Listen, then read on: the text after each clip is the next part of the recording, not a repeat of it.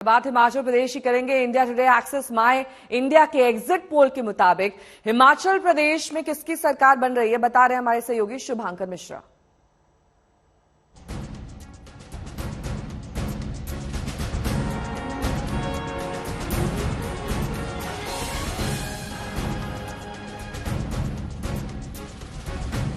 छोटे राज्यों की सियासत जो होती है वो बड़ी होती है और अगर हिमाचल की बात करेंगे तो बीजेपी यहां इतिहास रचने जा रही थी, लेकिन जो हमारे आंकड़े हैं वो कह रहे हैं कि इतिहास जो है वो दोहराया जाएगा और ये यहां आंकड़ों में नजर आ रहा है।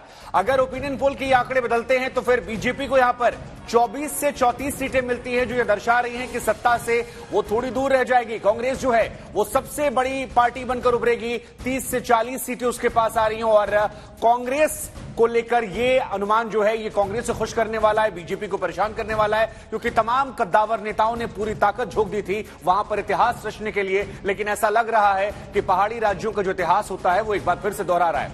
आम आदमी पार्टी जिसको लेकर चर्चाएं शुरुआत में हुई थी, हालांकि उसके बाद सभी को लग गया था कि वहां से वो धीरे धीरे कमजोर होती जा रही है और वो आंकड़ों में भी नजर आ रहा है शून्य, यानी कि यहां पर उनकी उपस्थिति जो है वो नजर नहीं आ रही है और वो उनके नेताओं के रैली या उनके दौरों से भी हम समझ सकते थे कि उतना ज्यादा ध्यान उन्होंने वहां नहीं दिया जितना गुजरात या दिल्ली एमसीडी में दे रहे थे। लेकिन फिलहाल ये तस्वीर जो है ये बीजेपी के लिए परेशान करने वाली, इतिहास को दोहराने वाली और इतिहास रचने से बीजेपी को दूर रखने वाली। तो आपने देखा इस पोल के मुताबिक कांग्रेस और बीजेपी के बीच हिमाचल में कांटे की टक्कर है, लेकिन वहां पर जयराम ठाकुर जो कि सीएम है हिमाचल के, कह रहे हैं कि बीजेपी की सरकार ही आएगी। हिमाचल में बारी भी हमारी थी, लेकिन हमारे लोगों ने बड़े एकजुट होकर के काम किया और भाजपा में बड़ा झगड़ा था जो पहले कभी कांग्रेस में होता था। और फिर दूसरी बात यह है कि हिमाचल के साथ भाजपा ने बड़ा बुरा किया। वहां सबसे ज्यादा बेरोजगारी, उस पर जो है ये अग्निवीर योजना लागू हुई, उससे जो है हिमाचली सेंटिमेंट पर बड़ी भारी चोट पहुंची। एक्स सर्विसमैन जो बीजेपी के साथ खड़ा था पहले, वो लौट करके कांग्रेस के साथ आया और कई और फैक्टर भी काम किए। वीरभद्र सिंह जी के साथ लोगों की एक सेंटिमेंटल वो थी, अटैचमेंट था, उसने भी कांग्रेस की पर हिमाचल में बड़ी भारी मदद की।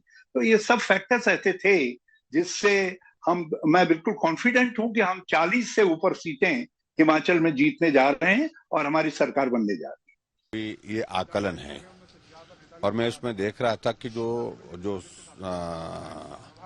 जो सैंपल साइज भी मैं देख रहा था कि वो बहुत ज्यादा नहीं है। मैं किसी टिप्पणी पर जाना नहीं चाह रहा हूं, उसमें आकलन है। परिणाम 8 तारीख को आएगा और जब परिणाम होगा तो सरकार भाजपा की होगी, निश्चित रूप से होगी हिमाचल प्रदेश में। हमारी अपनी असेसमेंट भी, जो इंटरनल असेसमेंट है, उसमें भी एक बात आ रही है कि भारतीय जनता पार्टी हिमाचल प्रदेश में सरकार बनाएगी। मेरे सहयोगी सत्येंद्र चौहान इस वक्त तमाम जानकारी के साथ सीधे शिमला से जुड़ गए हैं। सत्येंद्र, देखिए यहां पर जयराम ठाकुर कह रहे हैं कि कुछ इंटरनल चीजें हैं जो हमने भांपी हैं, जिनको हमने समझा है, जिससे ये पूरा कॉन्फिडेंस, उन्हें आत्मविश्वास है कि हिमाचल में तो बीजेपी की सरकार बन रही है। ये कौन से फैक्टर्स हैं जो ये आत्मविश्वास दे रहे हैं बीजेपी को? ये वो वही बागी विधायक हैं जो चले गए थे या फिर कुछ और? नेहा, देखिए अगर हिमाचल की बात करें तो कांग्रेस कह रही है राज बदलेगा और भाजपा कह रही है रिवाज बदलेगा। मतलब रिवाज ये है कि हर 5 साल बाद यहां सरकार बदलती है, लेकिन अब की बार पहली बार भाजपा ने नारा दिया कि रिवाज बदलेगा।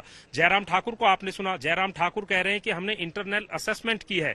तो यहां पर सबसे बड़ी बात यह है कि जो राजनीतिक हलकों में चर्चा चल रही है उसमें ये माना जा रहा है कि जो चुनाव में टक्कर है वो कड़ी टक्कर है, लेकिन इस कड़ी टक्कर के बावजूद भारतीय जनता पार्टी का एक प्लान भी है। आज के अखबारों की भी बात करें तो वो भी तमाम तरह के आकलन यहां पर लगे हुए हैं और यहां पर इस समय हमारे साथ हिमाचल के लोग भी मौजूद हैं। शिमला का ऐतिहासिक रिज मैदान है। थोड़ी सी तस्वीरें, चूंकि आप दिल्ली में बैठे हैं और दिल्ली में बैठकर मैं हिमाचल ना दिखाऊं तो थोड़ी सी नाइंसाफी हो जाती है। शिमला का ऐतिहासिक रिज मैदान है, स्कैंडल पॉइंट इस जगह को कहते हैं और हिमाचल के बहुत सारे लोग भी हमारे साथ मौजूद हैं, खासकर बीजेपी प्रवक्ता भी हमारे साथ मौजूद हैं। पहले इनसे ही पूछता हूं, नंदा साहब, राज बदलेगा या रिवाज बदलेगा? नारा आपने बहुत दिया, जयराम ठाकुर कह रहे हैं कि हमारे पास इंटरनल असेसमेंट है और राजनीतिक हलकों में कहा जा रहा है कि बीजेपी का एक प्लान भी है जो एक्टिवेट होगा। बागियों पर नजर है, निर्दलियों पर नजर है।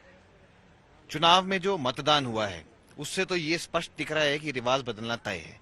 मैं आपको बताना चाहूंगा, इसमें इंटरनल असेसमेंट की गई है और जिस प्रकार जो है महिलाओं ने बढ़ चढ़कर इस चुनाव में भाग लिया है और जो महिलाओं का ने जो है सबको इंतजार है जो कि 8 दिसंबर को आएंगे